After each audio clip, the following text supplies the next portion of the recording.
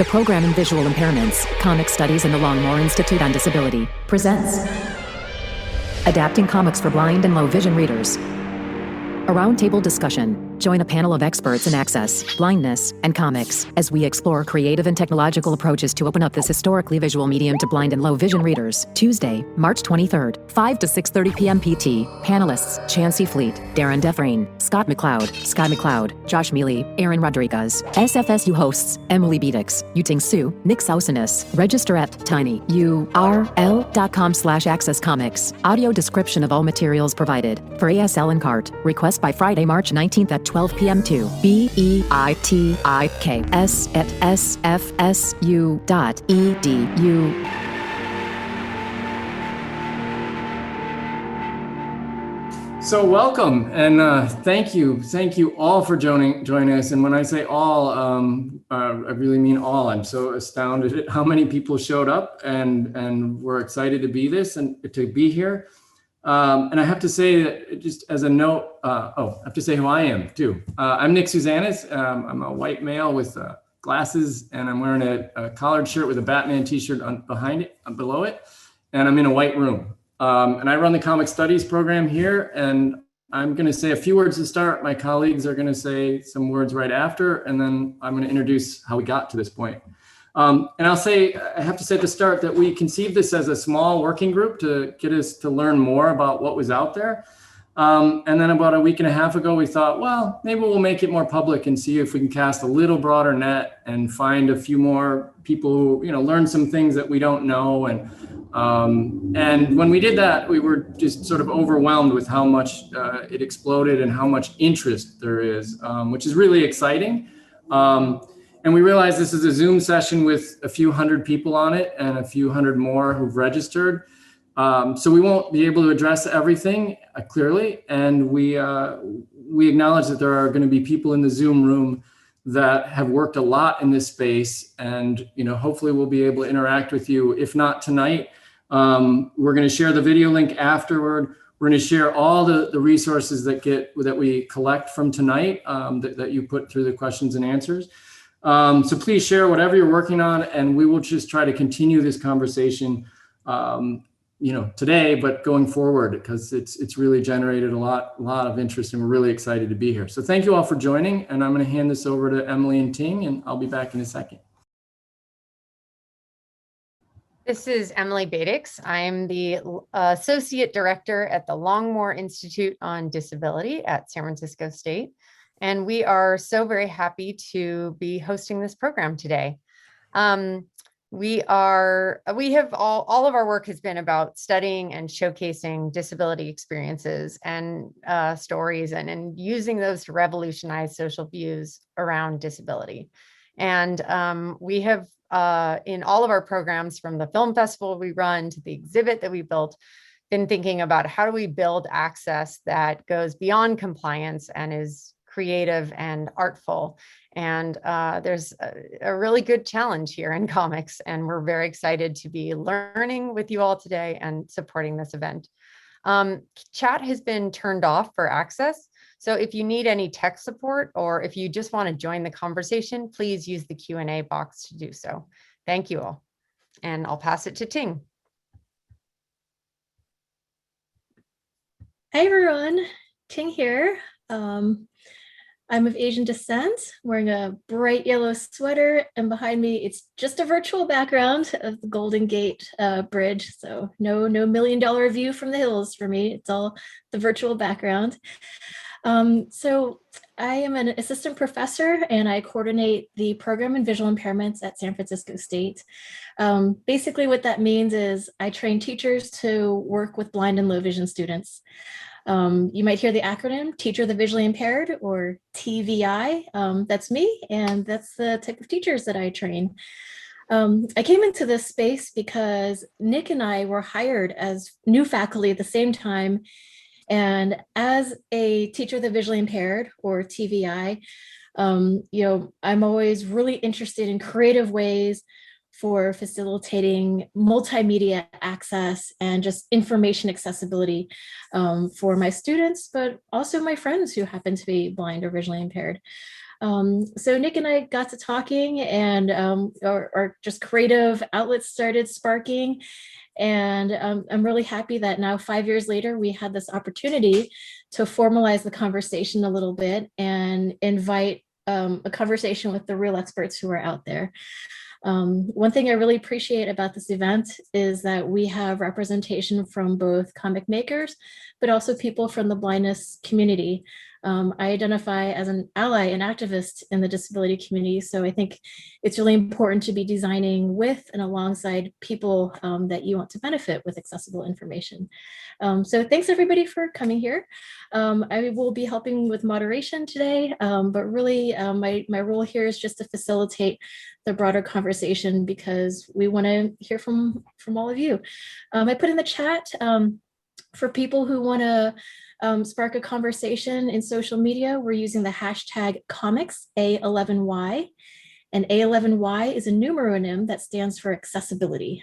So that's our hashtag for today. And Nick is going to take us through a little intro with slides. As he works through the slides, I'll be providing image description for all of the image content per slide. And some of you might look at the slide and think, oh, I would have described that in a different way. And that's totally fine because description is in itself an art and can be subjective. So if it prompts you to start getting creative or thinking about how you would describe it, or just at least note how I'm describing it differently than if the creator of the image were to describe it. That's where some creative license can be taken with descriptions, so bear with me and don't judge me too harshly. And with that, I guess what Nick has got on his screen now, this is just our event flyer. And the credit for this comic that's on our event flyer goes to Nick for creating a comic for our event, so very meta. It's a series of black ink panels that show an eyeball, hands reading Braille, and a figure holding a white cane. And above these images, there are speech bubbles that ask, how can a visual medium be made accessible? And then there are additional panels that show an ear, various tactile textures, and a vibrating smartphone with an additional question, what new possibilities emerge? And I think that helps to set the tone. So off to you, Nick. Thank you so much, Ting and Emily. So I'll say, I run the comic studies program at our university, and we have a minor, which we've graduated quite a few students in the 4 years since we've had the minor and the 5 years since I've been here. And I want to just say a tiny bit about myself, though, to introduce this. I did this work unflat. Oh, Ting, you describe it first. Sorry. Oh, sure. So on the left side of the screen is a book cover. And to me, it looks like from a bird's eye view, a stream of liquid as it pours down and then disperses like a system of roots. And on the right side of the slide, there is a sketch of two eyes closed with text. In seeking new approaches for opening expansive spaces and awakening possibilities. And then there's another sketch with the eyes open now. Let us look to our ways of seeing ourselves and how quite literally the means to create perspective lies right between our eyes. The distance separating our eyes means that there is a difference between the view each produces. Thus, there is no single correct view. Thanks, Ting. So I did this work on flattening, which was originally my dissertation, which is probably the first that was done entirely in comic book form. And the goal with that was to make the ideas of scholarship accessible to a broader audience. And the goal of our program has been to make education a more accessible means. But I realized both while working on my work and in the classes that I teach about comics and visual communication, that while I think it's true they bring access to a lot of information in different ways that wouldn't be possible without them, there's obviously an audience that gets excluded, and maybe more excluded than they would be otherwise. So it's sort of been on my mind, and the reason that the website exists, or the reason that place on the website exists, is I've been, as I've encountered new ideas, I've sort of dropped them into the site. And then when I met Ting, I got a little more excited about it, and I've had her as a guest at my class. And this fall we had a meeting, because I have some graduate students who are going to do their thesis as comics. and we had a meeting about accessibility. And the solution at this point for them was, pretty simple. They can write a short text description summary. But I thought rather than seeing it as sort of a hardship, it might be an opportunity for us to do something. And it might be an opportunity for us to explore this space with the students and with collaborations around our campus and collaborations abroad or beyond. And so sort of hatched that idea, and we were able to get an internal grant to have this conversation. And so we pitched this as sort of the kickoff to survey the little bit that we know that's out there, and to find out what we don't know, and to find out from some experts, what do these things work, what's cool to me as a sighted person, like, ooh, that's really neat, might be totally not useful to somebody who's using it in the way it's intended. So our goal with this was to sort of go through a few examples, talk to our panel of experts, and then start to learn more. And the fact that you're all here means we have an opportunity to learn even more and hopefully grow even more connection. So our first step is just to very quickly take you through a few examples that I actually haven't touched any of these, so I can't say more about them than I've seen, but just to get you a sense of what we've encountered and then go from there. So this is a slide that says a few examples we've come across from tactile, audio, and now, go ahead, team. Hey. So in here we have a large graphic. It shows several varying size panels in grayscale, and each panel shows what looks like a quilted pattern of different patterns. Great. And so this is Ilan Manouk's shape reader, and this got a lot of attention 4 or 5 years ago. And he describes it as a community-specific tactile con language, constructed language, and it's these abstract tiles that he tells a story with. And it's its own language, and he's worked with blind communities in workshopping it and creating new stories with it. And so we wanted to share this as one of the examples that we've heard of. Can I go to the next? Sure. If you want to, and this is another one. This is by the, oh, sorry, Tim. Oh, it's okay. On this slide, we have a tactile map that shows land on either side of a waterway. So there's a bunch of X's that mark a series of circles that connect in a path from a shoreline out to sea. And then there's an inset graphic that shows a boat traveling along the waterway. Thank you. And this is by the Spanish artist Max. It's called A Boat Tour, and it's described as a tactile comic for navigating Venice. And it's made in collaboration with blind and visually impaired as part of the Blind Wiki app, and I think as part of the Venice Biennale. And I think Ting described it pretty well, so I'll move on. Great. And on this next slide, we have a person holding their thumb against a page of a comic book that shows white braille dots against a black background. Yes, and this is by two Mexican artists, and this is called Census El Universo and Sus Ojos. It's a braille comic. And on the left page, the left facing page is a description of the various images. And on the right side, there's braille that relays the text. As far as I'm aware of, this was the first Mexican braille comic. And again, all of these things are posted links on my site that we shared at the resources. Go to the next one. Great, and here we have a close-up page of a tactile and braille book that shows Donald Duck grumbling to himself. And the picture is also done as a raised graphic. And this is from the Dutch company Dedicon, which they specialize in doing alt reading formats for blind readers. That's about all I know about it, but their website shows a number of these things that they've created for blind and visually impaired readers. Go to the next. Okay, and this is a CAD rendering of a page from a comic with several panels that are depicted in relief, or like 2.5D. Right, and this is a very recent, this just was kickstarted at the end of last year. This is Einar Peterson's Braillant implant. And it sort of looks like traditional comic book drawings and panels, but it's in this extruded 3D model, 3D tactile form. And I understand from the Kickstarter site that the words will be also printed in Braille. It's not evident in this slide, but that's what they describe. Okay, and next up, there's a multicolor and multi-panel comic titled Vizzling, and it generally includes two characters having a discussion. So some of the panels include a bunch of text, while other panels show how a comic would appear on a tablet. Yeah, and so this is Darren, DeFrain, and Aaron Rodriguez. Their app Vizzling, and they're on the panel, so they're going to describe this at more length. But it's a haptic comic app for visually impaired readers. Okay, and here there's a black and white comic that shows several people wearing head coverings surrounding a patient lying on a bed. There's some animation to the graphic so that each panel and speech box is numbered in the numerical sequence as it appears spatially in the comic.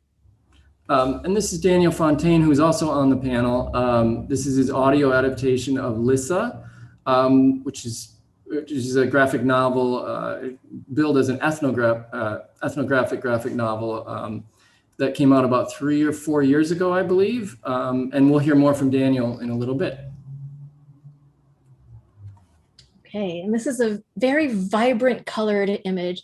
It's a computer-generated graphic of a person with a long side swoop of black hair and angular features. And this person is centered on a vibrant red background.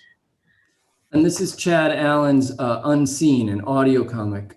This is, as it's described, it's written by a blind person with a blind heroine for blind and sighted audiences. And it's an audio comic as it describes it. And there are some sound effects that sort of describe the moving from panel to panel and the turning of the pages that go throughout the narrative.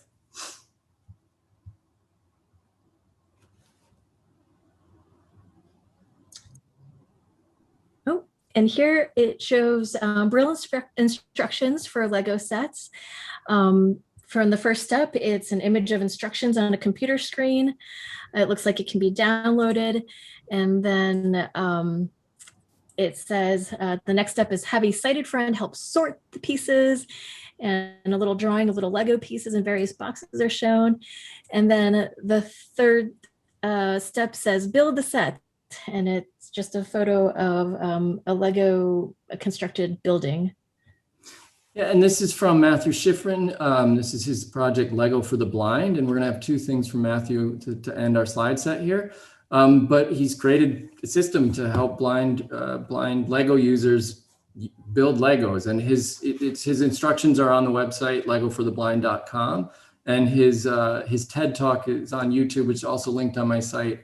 It's really a profound, I think, argument for these being created. So here's the final thing. Okay, on the left side of the image, there's a computer-generated image of a person wearing a head-circling headgear, and it's labeled as a vestibular fooling sensation device. And on the side of the headgear, there's two circles that are drawn, and that's labeled with text, opposing flywheels impart accelerations on the head.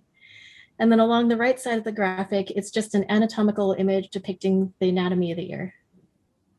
Yeah, and so this is also from Matthew Schifrin. This is his project Daredevil with MIT. And I think the sort of rundown of the projects we've seen some tactile, we've seen haptic, we've seen audio, and this one I think is trying to go even farther from adapting and translating into creating an entirely new form of media. So it's described as I'm just reading what I read about it, the immersive virtual reality to feel like a superhero while listening to 3D sound audio comic. So we wanted to give you just a little rundown of some of the things that we had come across, things that maybe our students will think about, maybe, that we'll expand, maybe we'll find that some of these are really appropriate for the kind of work we want to see going forward. And maybe some of them, as our experts will say, maybe there's some things we don't know about them that maybe suggest they're not the right ways to go. But we're really excited to have gathered this, and we want to turn it over to our panelists now, correct? Okay, great. Thanks for that quick tour of things. And, we certainly recognize that this is not an all-encompassing comprehensive tour, but it's really just to whet the appetites for more. and just to open the door to conversation. So thank you to everybody who's plopping links and ideas and resources into our Q&A chat box. Everything will be collected into an event resource document, just so people know.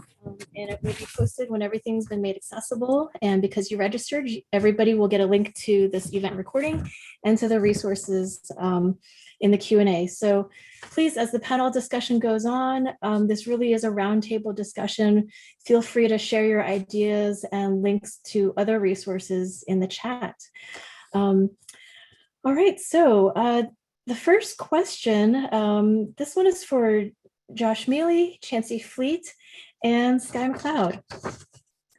A common pitfall is that designers can start designing to provide access to blind people without actually grounding their efforts in blind expertise. So what do you guys think people need to understand about non-visual ways of engagement and blind identity so that accessible products will actually appeal to blind readers?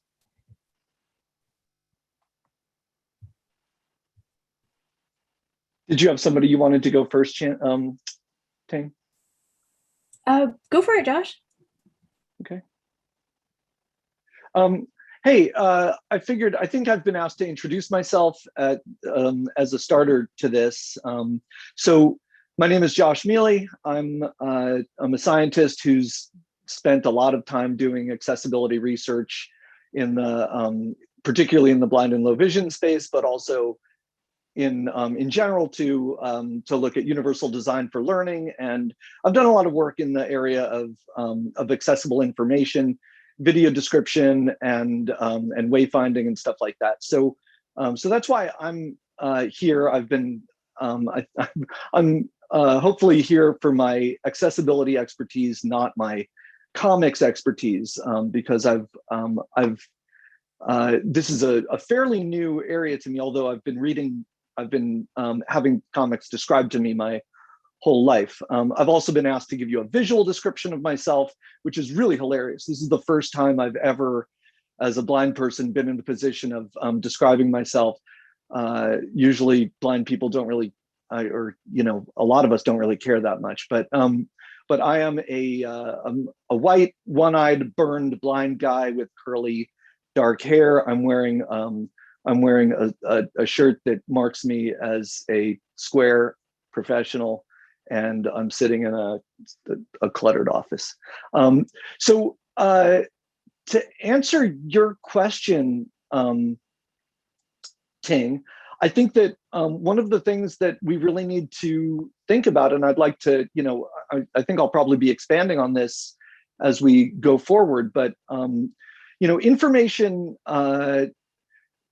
just like in HTML, how we sort of try to separate out the information from the presentation. That's why we use style sheets. That's why we try to, sort of, keep the information separate from the presentation to clarify how we offer stuff. I think that the most important thing in comics is to really think about what the information is, and then to think about different ways that we can present it. So I am really excited. I've learned quite a bit about various experiments that have been tried, and I'm excited to learn more about those experiments.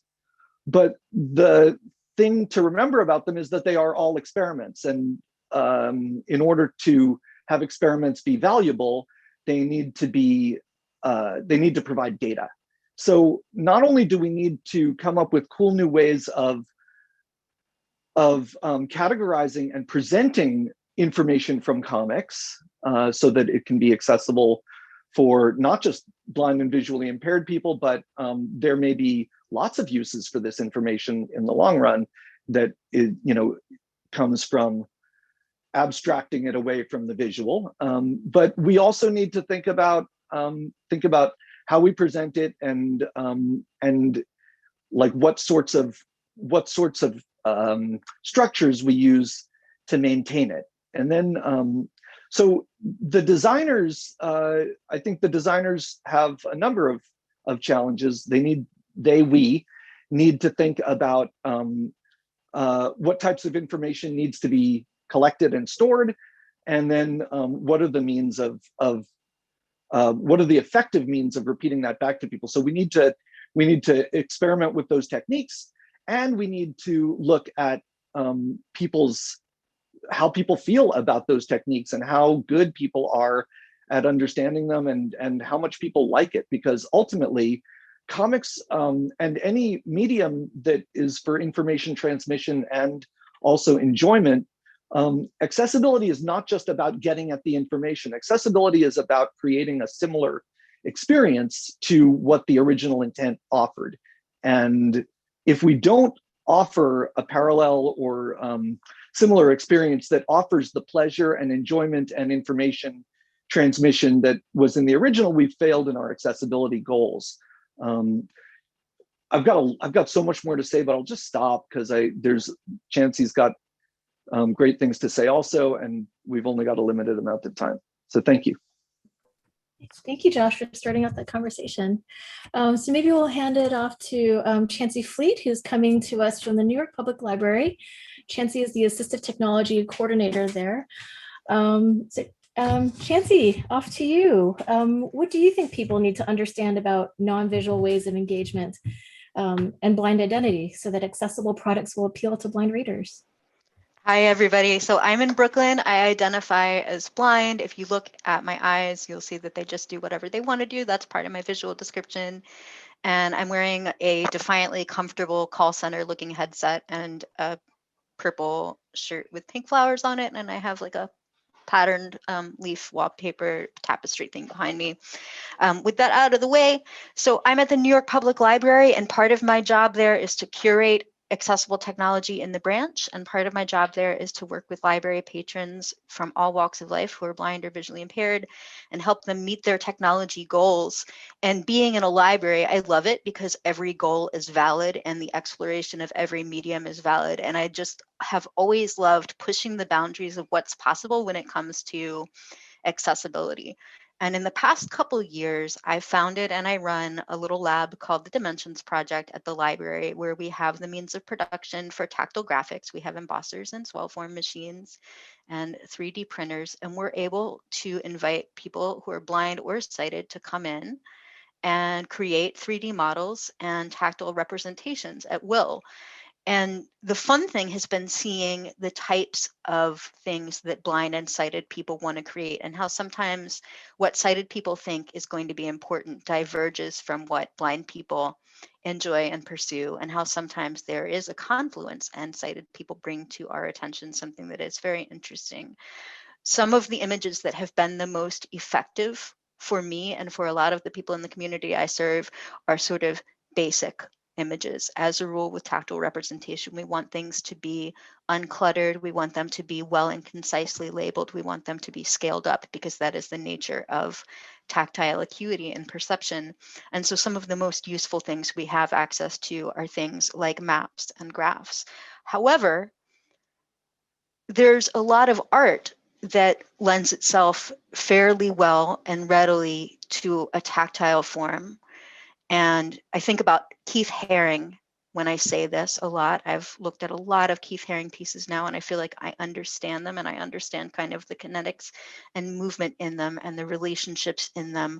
And that can happen without a whole lot of transliteration, although there's some rescaling and there's some kind of decoloring, right? And another example, there's a Ram 2, a graffiti artist in the South Bronx. He's losing his vision over time. His name is Tony Cruz, and Ram 2 is his tag though. And he came in as he's losing his vision and started doing graffiti with the swell form machine and handing out graffiti to a workshop of folks that he was teaching at the Metropolitan Museum of Art. And I learned that, at least for me, graffiti in its boldness, in its use of abstracted kind of iconic shapes, in its large scale and limited use of text, really readied itself for tactile exploration. And a graffiti mural is not a comic, but it shares some of that boldness and some of that resort to iconic figures. And so first of all, there are so many different types of blind people with different reference points. Did we lose our vision later in life? Have we been proudly identifying as blind from birth? What visual reference, cultural reference do we have? Do we have tactile acuity? Do we want to experience things in a tactile way, or are we more comfortable using audio? We're a very diverse community. And so I guess I would encourage folks to always engage with a whole bunch of us and make sure that you're not just speaking to one or two representatives that may be giving you a very selective little window into the community, that you lean into exploring stylistic variation and what kinds of styles, whether they're audio or haptic or tactile or something else, work well for folks, that you lean into the reality that we think of comics as a visual or spatial medium, but we might want to work with multiple modalities, but we just don't want to use description and then we've got some kind of a screenplay, right? We want to creatively use multiple modalities to bring comics to life. And I think in addition to looking at the information that comics present, we may want to look at what we can do to preserve the unique aspects of experiencing the medium of comics. So from the little that I've written in the last, or read in the last few weeks, I've dived into a couple comics and a couple comics about comics. And so I'm thinking a lot about how a comic is the juxtaposition of language and image. What can we do with describing an image that makes it still a meaningful juxtaposition between a language element and an image? I think the iconic and sort of abstracted and scaled up images that work really well for tactile graphics also can be found in comics a lot, and that's maybe a confluence that we can use to our advantage. And I think it's important to preserve the space between the panels, the gutter, if you will, the opportunity for the reader's imagination to fill in the gaps between moments in the action or between panels. How can we preserve that even if we are creating an audio drama, or even if we are creating a hybrid of something that's tactile and haptic or audio? I think the sky's the limit. There hasn't been a ton of work done in this space, although we've seen some slides of 5 or 6 great projects. I think there's so much opportunity for innovation, and almost anything goes as long as it goes hand in hand with the community advising and iterating and reacting at every step of the process. Thank you. Thank you, Chancey. And Skye. Skye is our resident filmmaker in the space. And Skye, I invite you to give more of an introduction. And if you would like to answer the question of what you think people need to understand about non-visual ways of engagement. Yeah, is my microphone working? Yes, you sound good. Okay, great. Hi, my name is Skye Mccloud. Yeah, I am a filmmaker, also blind, and I host a podcast about blind representation in media called Citizen White-Cane as well, with a friend who's also blind. I think that it's really important, I think, to include us and have blind people be kind of at the I guess, forefront or leading the way in these things. But I do think there also is a lot of need for there to be kind of more of a push in the able community to make it a priority. But I do think that it's interesting. I was thinking about how a lot of comics are not necessarily at all accessible to blind people. So there's kind of like this dual thing of wanting the kind of like audiobooks to be able to access more and more of the media that exists. But at the same time, I'm a big proponent for having like blind creators and using different mediums to represent the blind experience. I think there's been recently a lot more attention to the need for like audio descriptions in media, and that's still a big issue. that a lot of content, like even doing a podcast, a lot of times we watch things about blind people and there's no audio description. So I think that there's like so much work that needs to be done to make what does exist accessible to us. But I also think that we need more creators that are disabled to use these mediums in the creative ways, like we saw at the beginning of that, or in that slideshow. There's so many cool things that can be done to kind of form breaking ways of making comics and other like visual media kind of from a blind lens. And that's something that I'm really excited about in the filmmaking I do. I think another thing I'm thinking about is that like 90% of blind people have some vision. And so finding that way to kind of balance the, like when talking about comics, it is entirely visual medium, but balancing the kind of the visuals that do exist with audio formats and how you can use some of the vision you have, and I think, but still making it totally accessible to people without vision. And that's kind of an interesting creative challenge. So yeah, those are some thoughts to answer the question. Thank you so much, Skye. Ting, can I come back in? I just wanted to clarify something that I said. Is that okay? Sure, go for it. Yeah, so this is Josh Miele again. And I realized that I started us off in sort of maybe in the middle of a thought, and I apologize for that. But what Skye and Chancey have both been talking about is really so important, that everybody needs something different out of these comics. And my comments about sort of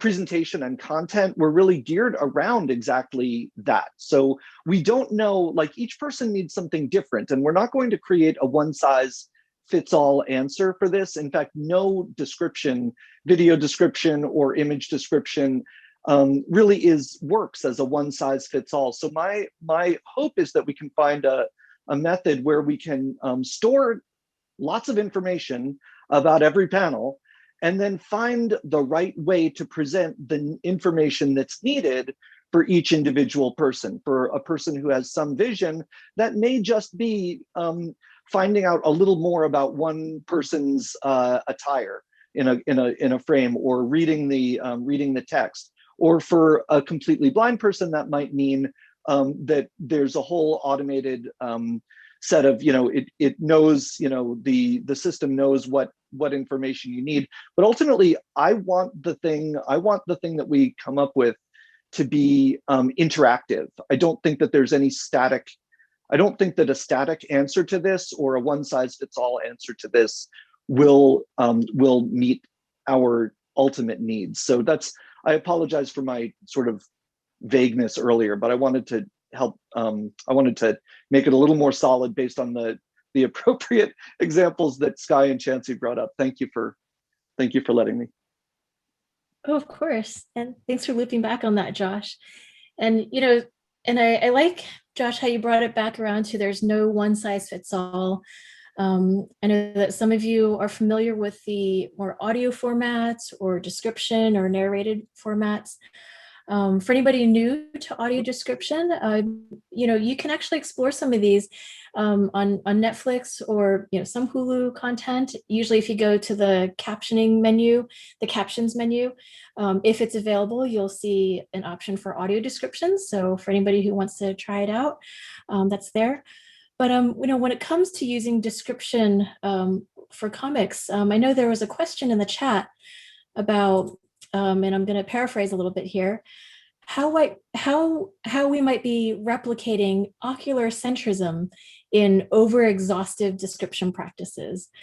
So there's the common wisdom that context matters, but what information really matters, and who decides what information matters? So are there any panelists who want to answer that question? Anybody who's involved in description, whether from authoring or enjoying? This is Oh yeah, no, sorry, you go first. Sorry, I'll give a super quick answer. So this is Chancey, and I don't have a super great answer, but to engage with the comics of my choice, getting prepared for this, I worked with a visual interpreter. So that's me connecting to someone who's looking through, in this case, TeamViewer on my computer, and describing panels to me, and then taking questions and taking feedback about more or less or different description. And that's been really great and freeing and instructive for me, because if I were to approach comics from the vantage of the 5 or 6 accessible comics projects, again, that's a very narrow window to peer through on the field. So I think to get the best answers from communities of blind and visually impaired people, it's necessary to first position us to be able to explore the field at will and kind of self-select interest and get interactive descriptions, so we can figure out what we care about and what we like, because the subjects that we want to focus on may not be the subjects that are already sort of ready-made to be accessible in the field. And I'll just drop one other thing into the dialogue before I turn my mic back off, and that is I've been reading the audio production of Sandman, the Audible comic, and I noticed that there are 2 or 3 sentence descriptions of characters. They are unapologetically visual in nature, and they are evocative. They're delivered briefly by a neutral narrator, or sometimes by the primary character who's speaking and who's perceiving the person. And then they just kind of fade into the background and the action happens. And I'm sure that that's not an elegant, that's not an appropriate level of description for every comic in every situation, but it does a lot of heavy lifting and character building, and it's fairly elegant without bogging the story down. And so I wanted to flag that as a form of descriptive comics that seems to be working for a lot of sighted people. And when I tried it, it worked well for me as well. Yeah, I really love that question also, because I think sometimes I've noticed that people can in like audio descriptions for like visual medium, that sometimes they can get a little overzealous in describing and really focusing too much on visual things that blind people don't, or most of us are not super focused on or don't mean as much to us. So I think definitely talking to us about what matters. Also, I think I love that in TV and movies, you have such a limited space in between when people are talking. And so like there's such a compression of what's important. And I don't think that's always like going to be helpful, like applicable in all settings, because sometimes they don't have time to give a lot of context. But I do think it creates some creative solutions for quickly giving information without focusing way too much on the kinds of things that, you know, we couldn't care less about, basically.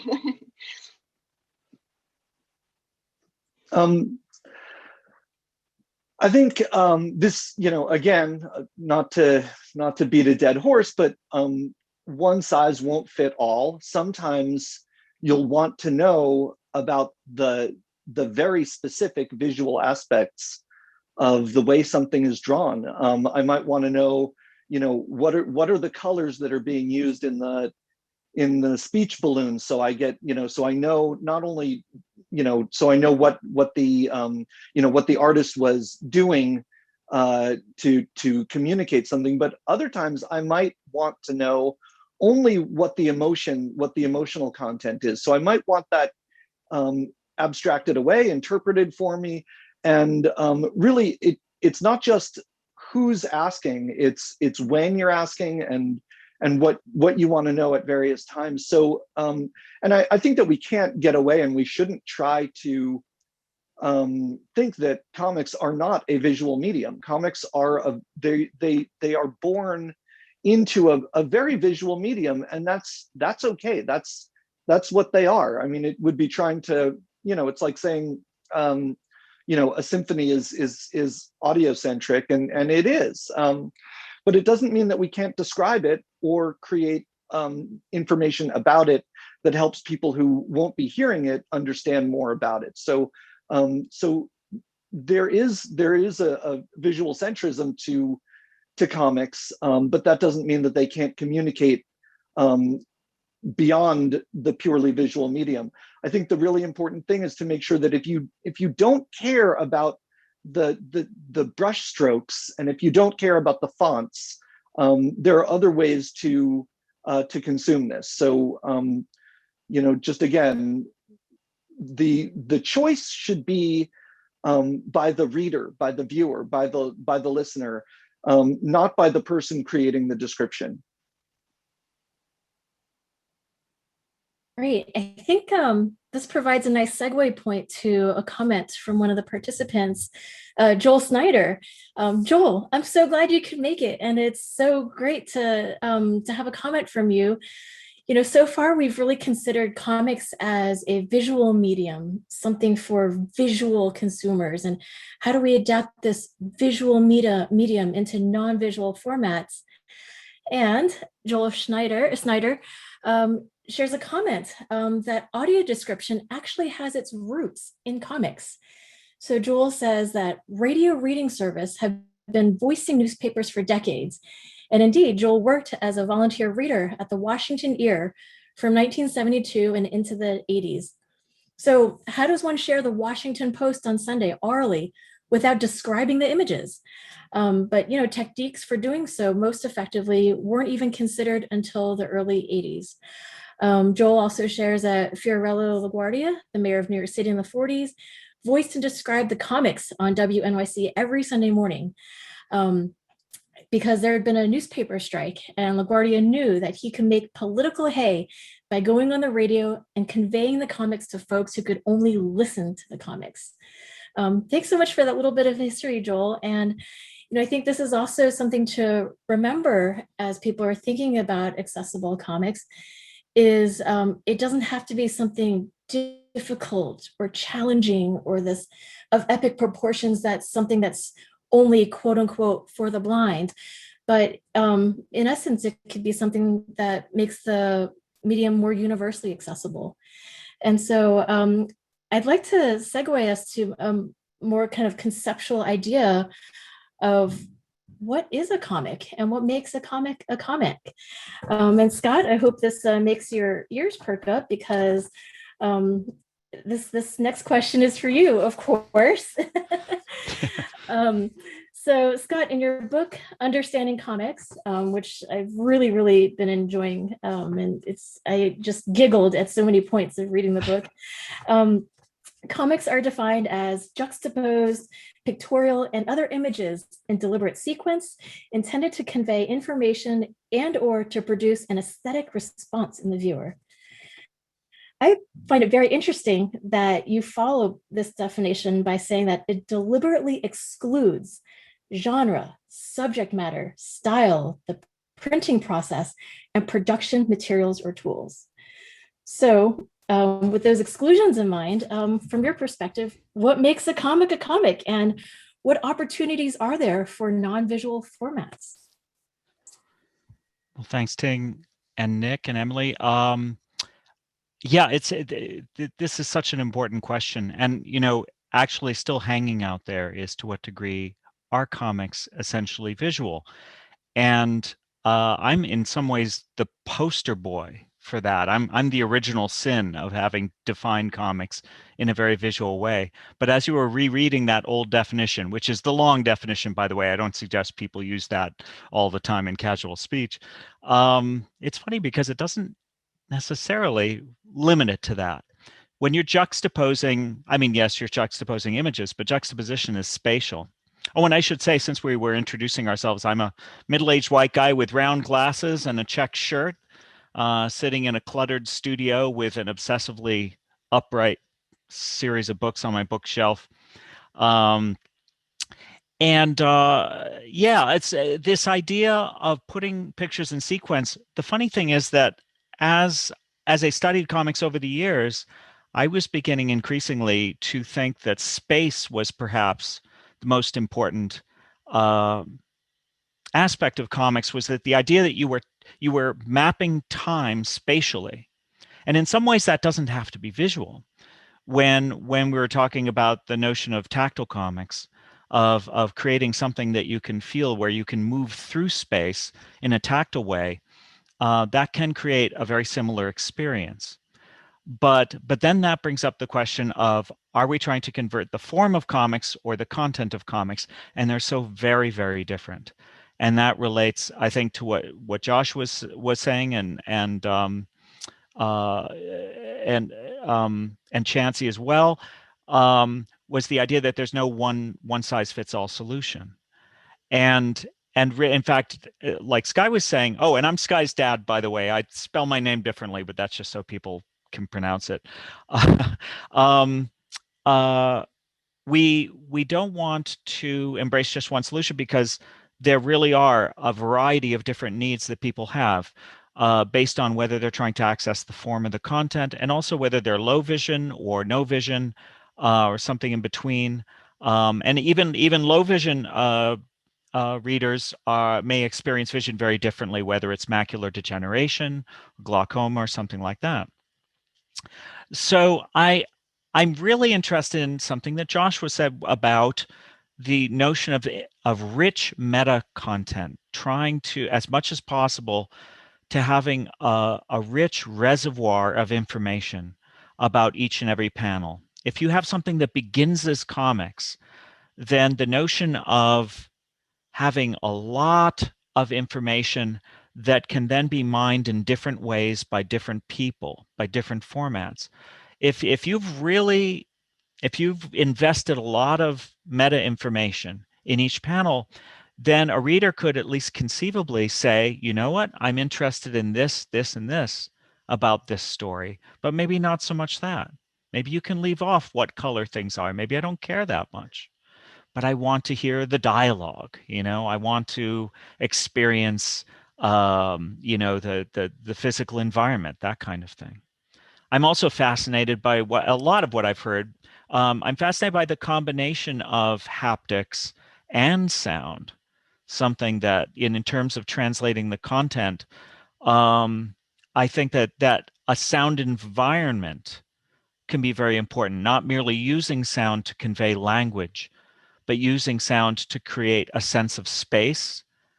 And that in combination with haptics, with some sense of touch, could just be absolutely fascinating. When a part, we use quite a lot of our brain to represent sight. If those brain cells are freed up to other purposes, either because you were born without sight or you lose your sight at some time in your life, then you do have the ability to create much of the same sensation through other means, through tactile means. Let's see here. I'm sorry, I just took a bunch of notes. I was gonna mention that LaGuardia, I was on Stud Sterkel's show in Chicago, and all those years later, he still remembered Mayor LaGuardia reading comic strips for audiences. It was such a rich experience for him as a kid, and what was it? It was maybe Ira Glass who said they thought that radio was one of the most visual media, and we are in a golden age of audio. So, oh my gosh, there's so much to. Yeah, I'm sorry. There've been so many wonderful ideas shared already, and I think I better stop ranting, except to ask one very important question, which is, maybe we should repeat the question just in case nothing I said in any way answered the question just now. What was the exact question? What opportunities are there for non-visual formats? Kind of relating back to what makes a comic a comic. Yeah. I do think that there are some places in which there's a clear separation. And the biggest one is form and content.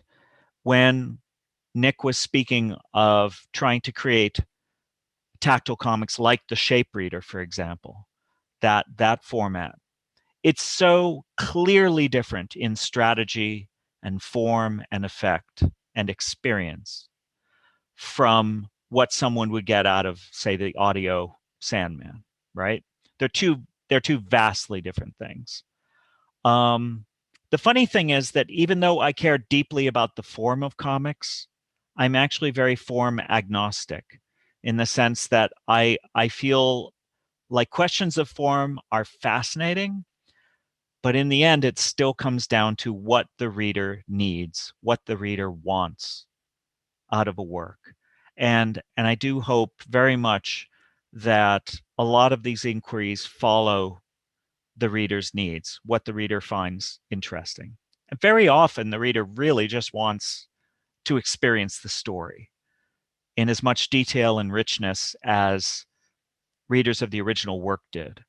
And at a certain point, it may slide into another form entirely and no longer have anything in common with comics as a form, but it'll still have the shape of the story. And that's okay. You know, it's okay. If it's not comics anymore, fine, whatever. You know, and I hope me saying that means something, because I'm like Mr. It's not a comic, you know, but really, I just hope that everybody gets to experience a good story, well told, in whatever form that best delivers it. Thank you, Scott. Sure. It's so hard for me to continue on because I know that you have a lot of fans here and we could all just listen to you speak on and on about comics forever. But your response really makes me think about all the work that, you know, I've done as a TVI, a teacher of the visually impaired, that alternate media specialists do, and anybody who's been involved with making alternate media for either deafblind students or blind and low vision students, deaf and hard of hearing students. So we do have a couple people in the panel who have also done this sort of work in figuring out how to interpret comics into equitable experiences for students. So the next question I have is for the people who have actually done this sort of work in adapting comics for students. We have Daniel Fontaine, who is an alternate media specialist at San Francisco State. And we also have Darren DeFrain and Aaron Rodriguez, creators of the Visling app. So I don't know, would you guys want to just maybe take a minute or two to talk about the work that you have done in creating your alternate formats? And then I can pose a question to you guys. So Daniel, do you want to start us off? Oh, sure. Hi, I'm Daniel. I'm the Accessible Media Program Coordinator at San Francisco State. I'm a white male with long hair pulled back, and I'm sitting in front of a desk with books and camera gear. So I was recently invited to the panel because we got a comic book in to a comic book request from a student who basically said they wanted us to read it to them. So we figured we couldn't hire a reader for a comic book. So this was a clear job for a document remediation task. Being someone in the field, my first inclination was to take the standard approach of get the source document, do OCR on it, tag the document, and write image descriptions. But this turned out not to be a very good plan due to the way we originally going to work with the PDF and keep the images in there and break it up. But the PDF itself has a number of limitations in the way it represents accessible information and how that interfaces with the way you would describe a comic in order. So, I mean, Lisa, the comic that we did is about 300 pages and has probably over 1,000 images. So this request being that it needed to be equitable, which means it needs to be done quickly. The student was mostly interested in the informational aspect and not necessarily the images being tactile or described, which opens up, opportunities for us to do things, in a narrative way. We didn't have a lot of time to get it done, so we hired someone out of New York to write the descriptions. And what was interesting, the format we came up with was to look at the pages as whole units rather than individual panels, right?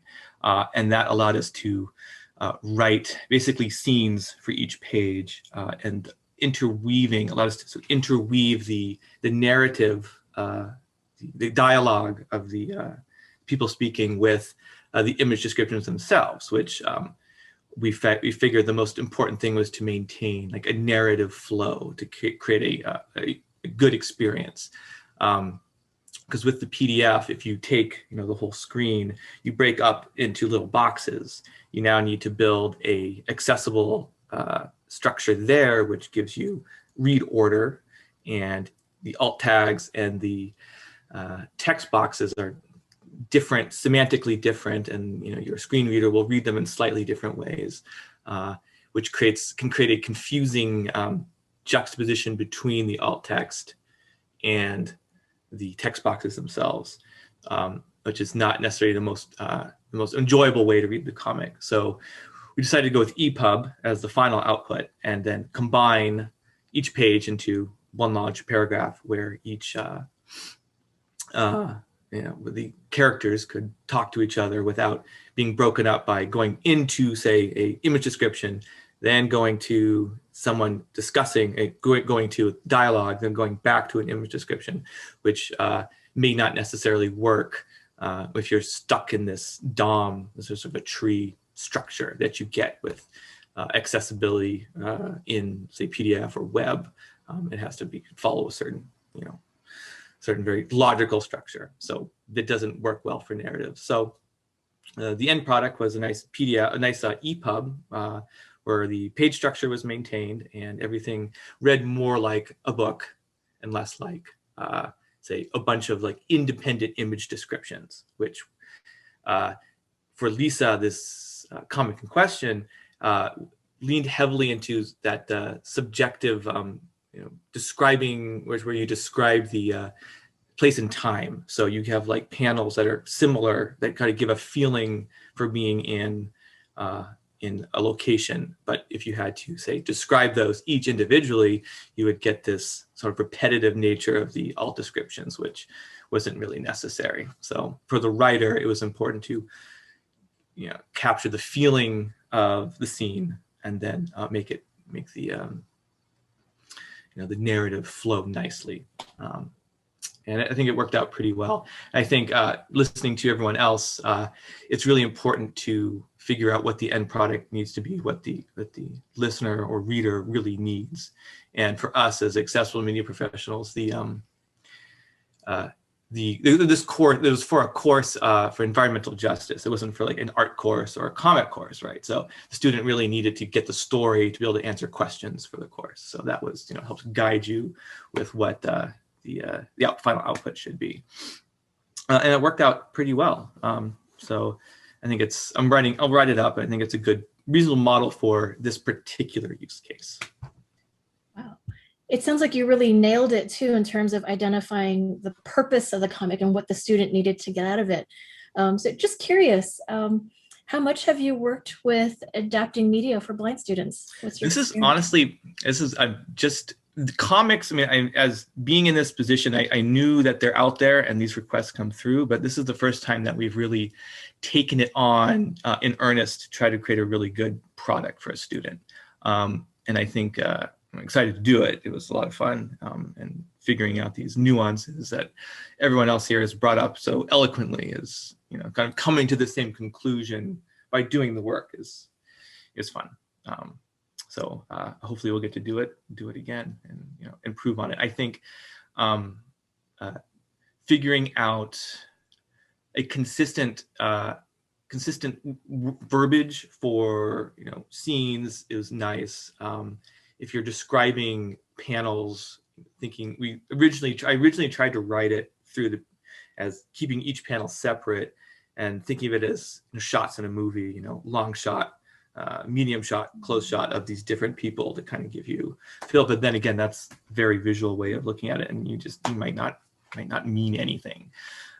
So the narrative was the primary goal of maintaining the narrative and making sure it's an enjoyable experience we ended up with. Interesting. It sounds like with some perspective thrown in too. Mm-hmm. So that leads us to our final two panelists. Thank you, Daniel, for sharing that experience. I think it'll be really great to hear from Darren and Aaron and hear about your journey in the space and your design process and the app that you guys produced. Thank you. I'm Darren DeFrain. I am a white male, seasoned in years, and I have yellow glasses and a green sweater, and I'm sitting in front of a strangely colored green wall. I am an English professor at Wichita State University, and I also direct the writing program here. And I bring that up because one of the things that has really taken off in composition programs has been multimodal text. And so one of the challenges with my graphic novels courses and then with the multimodal assignments that come along in composition is how do we help students have an equitable experience with those texts? And so I'm one of the co-developers of the Visling app with Aaron. I hope Aaron will jump in on this. The Visling app combines haptics and CBML coding and visual linguistics and audio to address mise-en-page and spatial concerns in comics, because that was one of our early concerns. Aaron was a student of mine in a graduate class, and his final project turned into a conversation that went on well after the semester, where we started talking about, well, how do you communicate some of these things without being prescriptive, without telling someone, okay, this is what I want you to see on the page. And so we talked about it, and we developed this app, and we're at the prototype stage, and we're going to be working with Envision here in town to get feedback from blind and visually impaired users as we progress with this. Aaron, did you want to jump in and talk a little bit more about this? Yeah, sure. Hi, everybody. My name is Aaron Rodriguez. Quick visual description. I am white male, bald, big glasses, have a white closet door behind me and a bookshelf that's usually messy that I organized before this. So when we were designing this app, and I think Josh brought up a lot of the questions that it took us 3 years to figure out. And that was really that every reader needs a different reading experience. And because of that, our app has a kind of a 3-tiered approach. And so the first tier is what we call global narrative, which is kind of akin to an audio book description. And the second level is then panel to panel mode, where as you're dragging your finger across the page, you receive an audio description of what's happening in each panel. And as you pass panel boundaries, you receive haptic feedback saying that you've crossed into sequentially the correct panel or sequentially the incorrect panel.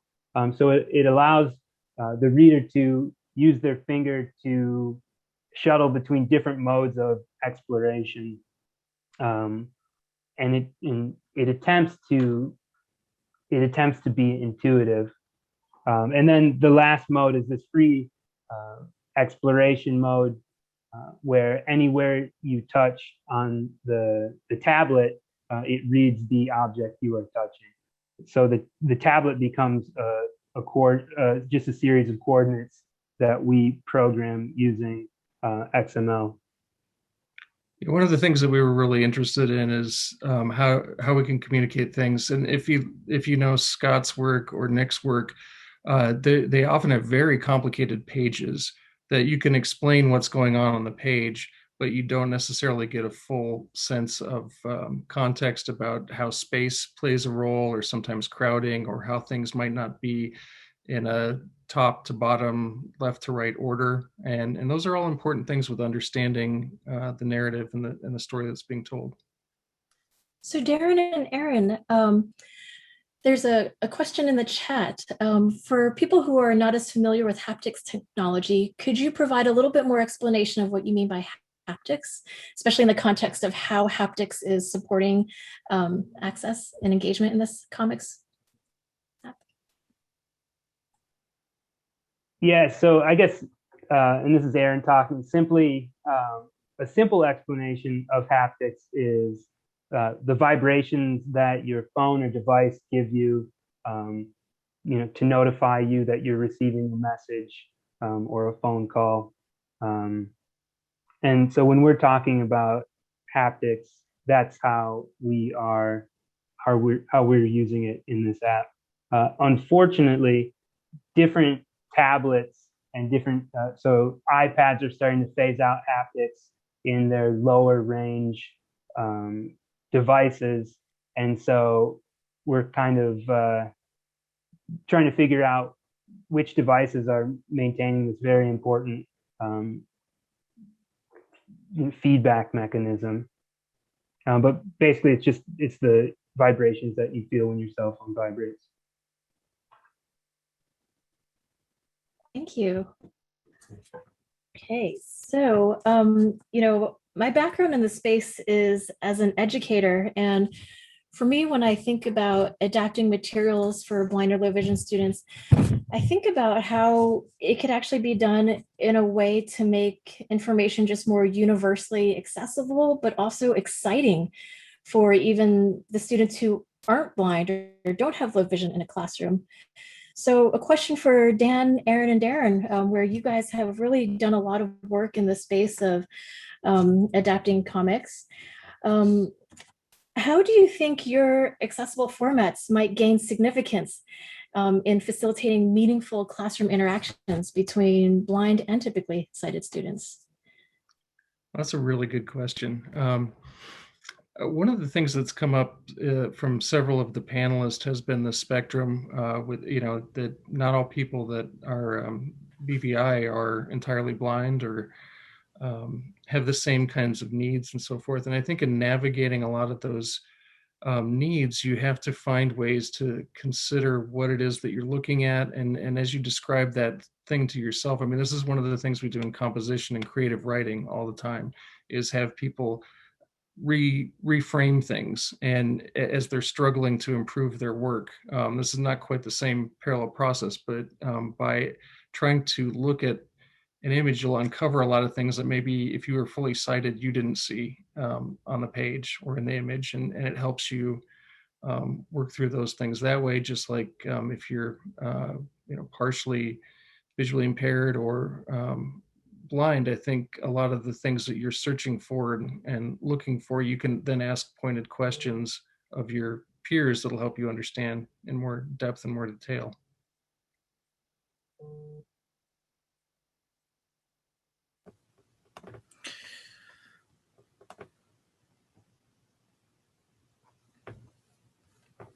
Thank you, Darren. But Daniel or Aaron, anything you guys want to add? Somebody turn on my screen. I can't access it. No worries. We can hear you fine, though. Yes. Daniel. Okay. That's probably good enough. Well, from my perspective, and my job, the most important thing is making sure that the student has what they need when they need it, and figuring out efficient ways to gain accessibility in the real world is going to be really important. So this is not necessarily the comics, but we're currently working on automating discovery of videos for captioning, and this is reducing workloads for people in our job, so for me, it's going to be working on making the workflow, the production flow efficient to get documents out as fast as possible, because we don't necessarily have a lot of time when we learn about something that's needed, and the delivery window is short. So just good workflows is what I'm hoping to get out of this as well. Yeah. So in Scott's book, he said something that there are so many comics in print today that it would take an army of readers to study them all.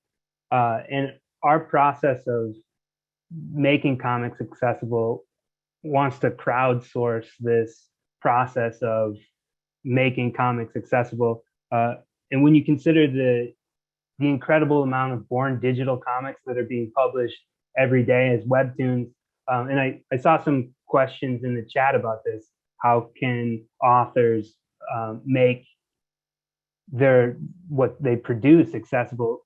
In some ways, when it's born digital, that's even easier. And so one thing that I know Darren and I were hoping to do is connect with a group of people interested in writing up some kind of, or building off of John Walsh wrote the comic book markup language. And we want to edit that in some ways and kind of hand out this is how you make comics accessible workflow. And so it will seamlessly work with the app that we're trying to create, that not only when you encode the comic, you are encoding the comic to work on this app that then makes it accessible at the same time. Great, thank you. Okay, I think in the spirit of throwing down the gauntlet, we're about 12 minutes from the end of our roundtable discussion. And so I have a question for all of you 341 participants out there. This question is for you. Please put your responses in the chat box. And this question is also for the panelists. We're going to do a final lightning round. So 1 minute per panelist, please. And we will go in the order in which you guys were introduced or introduced yourselves during this discussion. So everybody ready? So Josh, you'll have the first lightning minute in the round. And panelists, participants, this is also for you to answer in your Q&A box. Okay, so depending on if you're a glass half full or glass half empty person, what are the opportunities or pitfalls you might foresee in thinking through accessible comics? Josh. Wow, I'll drink what's left, regardless of whether it's half full or half empty, so long as it's good whiskey.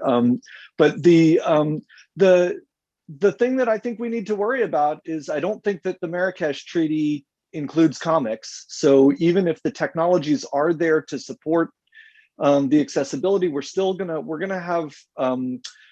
run into some serious copyright issues, especially around the idea of crowdsourcing comic book descriptions. No matter how good of an idea that is, the law will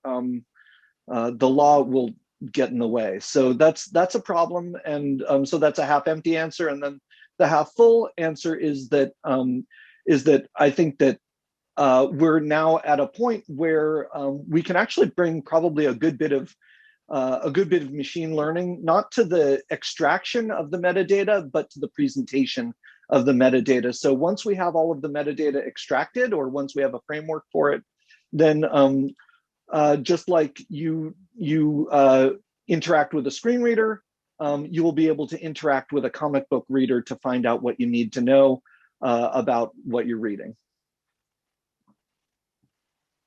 Thank you, Chancey.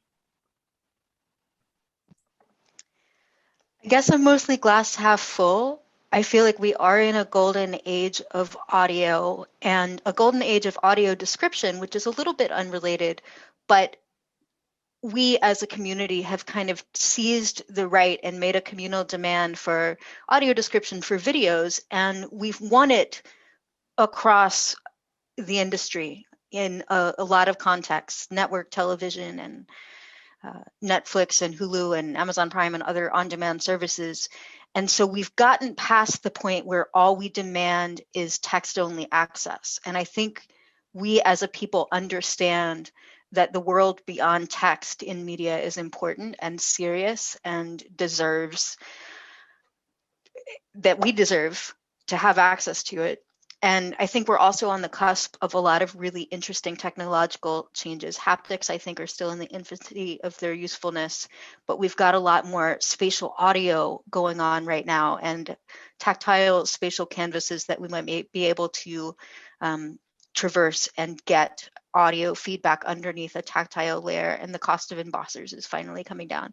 All these things are happening, and remote visual interpretation is happening. And so while it's still challenging for any person who's blind or visually impaired on any given day to get access to the comic or the graphic novel of their choice, we have more leverage, more inertia in our favor, more technology in our favor, and more options for ad hoc discovery and description than I think we've ever had before. And if we keep leaning into all that and organizing and advocating, I think we can have a really exciting future in comics that includes people who are blind and have all levels of vision.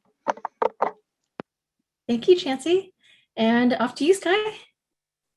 Yeah, so I really am a big proponent and hope that we have more legislation. I think that this stuff is really going to be important, like for people to feel like they have to do it, because I think that what I want to see the most is just access to just all the media that exists out there. Talking about like in education, like getting things on time and getting things converted quickly makes education really hard to access for blind people. And so the more we can have access to different the media that exists already, the more we're going to have access to a whole host of other things. So I think this is a really important issue and definitely like a social justice issue in a lot of ways. But I'm really excited because I think that there are a lot of cool people and very cool technology that that is going to help us to gain access hopefully in the next few decades. So yeah. Okay. Thank you, Skye. And off to Scott. Any pitfalls or opportunities that you might foresee in thinking through accessible comics?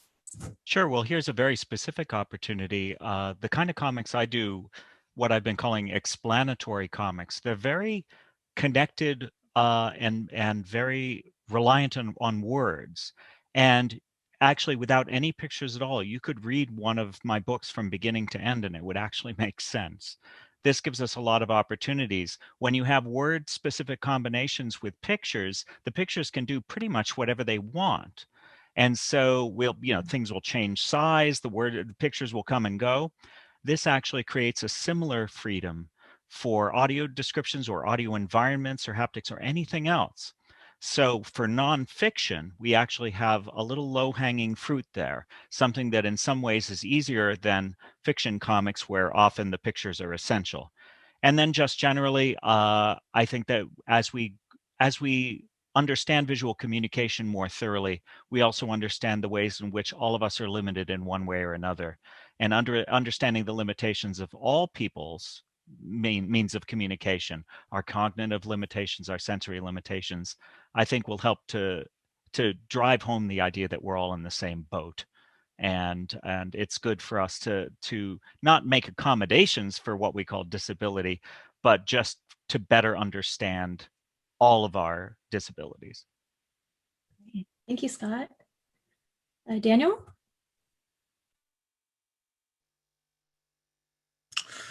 Well, I'm fairly new to this subject, so I don't have anything too profound to add. But I do have one idea, which is probably off base, but I don't really know the process that goes into actually creating comics generally. But it would be nice if somehow the textual portion could be uploaded to a repository separately that we as accessible media specialists would have access to in sort of a short-term situations, so that we can just get the dialogue out and work with that immediately, and then come to the image descriptions later. But that sounds like a pretty big ask, and hopefully better technologies will come in to make that an obsolete request.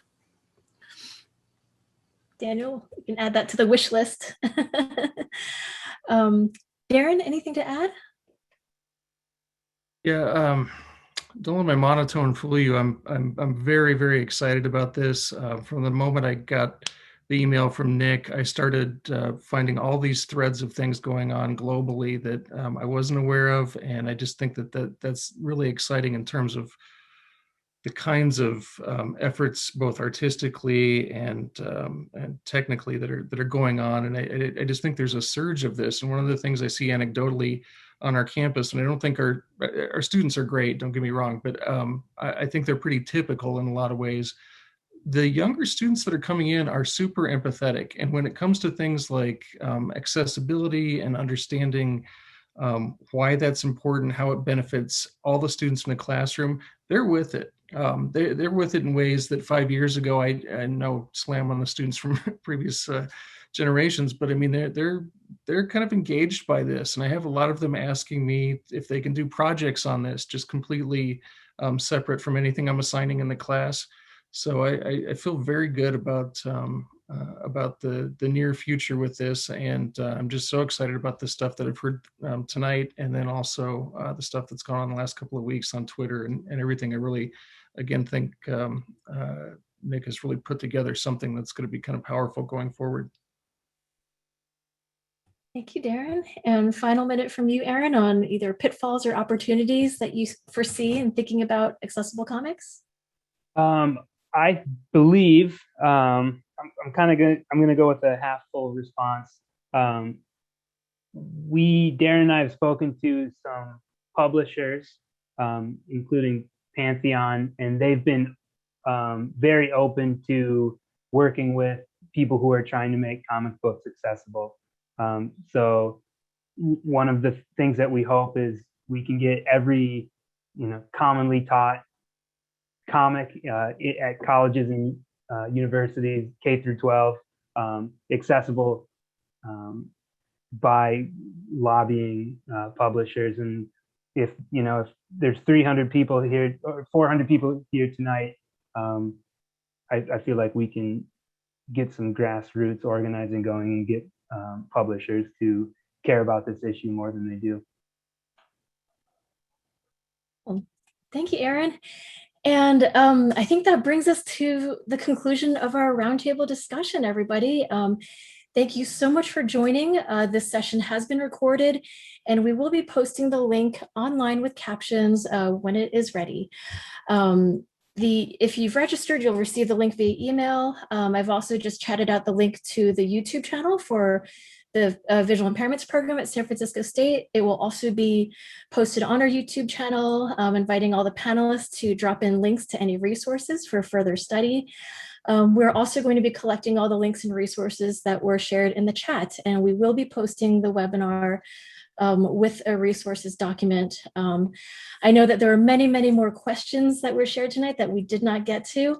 Hopefully these questions are just the beginning of broader, richer, and deeper conversations. So thank you, everybody. Thank you, Longmore Institute of Disability, for hosting this event. And Emily, you're just a fantastic cat herder and wrangling us all together. Thank you, Nick, for inspiring us to apply for that LCA mini grant to make this all possible. And I also want to thank my Graduate College of Education for supporting my work in this project. So any final words, Nick?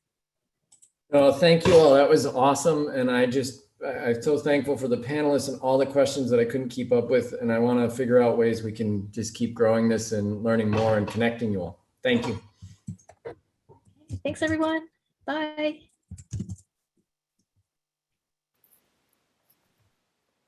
This event was made possible with funding from the College of Liberal and Creative Arts Extraordinary Ideas Grant. Event hosts: SF State Comics Studies Program, SF State Program in Visual Impairments, Longmore Institute on Disability. Thank you to SF State's Disability Programs and Resource Center for providing live ASL and captioning services. Video production by Monica Kolenai.